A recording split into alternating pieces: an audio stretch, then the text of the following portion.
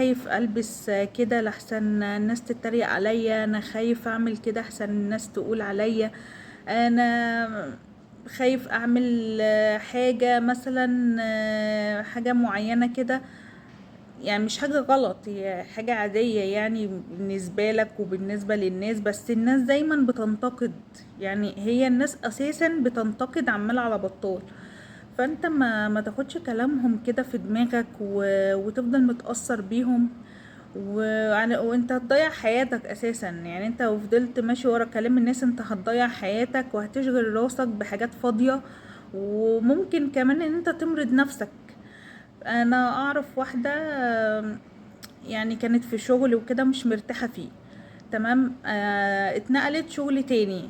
ف فكانت برضو مش مرتاحة فيه، وهي لغاية دلوقتي فيه برضو في الشغل التاني ده. هي مش مرتاحة بسبب الناس، يعني هي شغلة دماغها بالناس. الناس مش حلوين، الناس مش كويسين، الناس بيعملولي، الناس بيسوولي.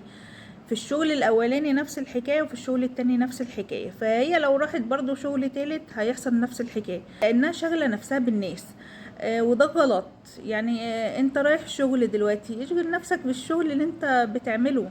مالكش دعوة ده عمل وده سوى وده قال وده عمل ودي بصت لي ودي قالت لي ودي حكت لي ودي حكت عليا ودي مالكش دعوة بالكلام ده خالص. ما تشغلش نفسك بالناس خالص في اي حاجة. اعمل اللي انت عايزه، بدل انت ما بتغضبش ربنا، ما بتعملش حاجة غلط خلاص.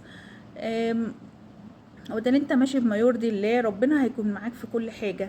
اهم حاجة ان انت ما تغضبش ربنا، اهم حاجة يعني. بس وما بطل تفكير في الناس، هتلاقي حياتك ماشية كويس. وفي مقولة كانت بتقولك ايه: قلل ناسك ترتاح راسك. المقولة دي صح جدا على فكرة. بس مش معنى كده ان احنا نبقى وحيدين في الحياة وان احنا ما نكلمش حد وان احنا نعتزل الناس. لا، هنكلم الناس ونبقى مع الناس وكل حاجة. واحنا بنحب الناس مش بنكرههم، بس الناس اللي مؤذية ابعد عنها بقدر الامكان. يعني كمان اللي بيقولوا عليك كلام، اللي انت نفسيتك تعبانة منهم، حاول ان انت تبعد عنهم بقدر الامكان، ما تركزش معاهم قوي يعني.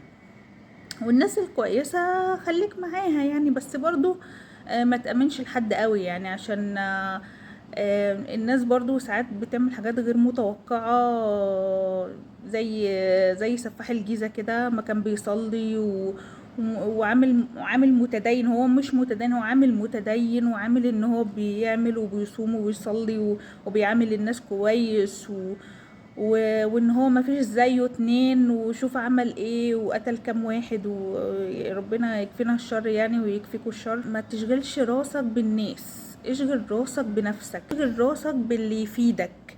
بدل حاجة هتفيدك اشغل راسك بيها، ما تركزش مع الناس خالص، لان الناس دي يا هتمرضك يا هتجيبك لورا يا انت مش. احنا مش فاضيين اصلا للناس، احنا مش فاضيين، احنا ورانا حاجات كتير في حياتنا وبنفكر في حاجات كتير قوي. فاحنا ما عندناش وقت ان احنا نفكر في الناس.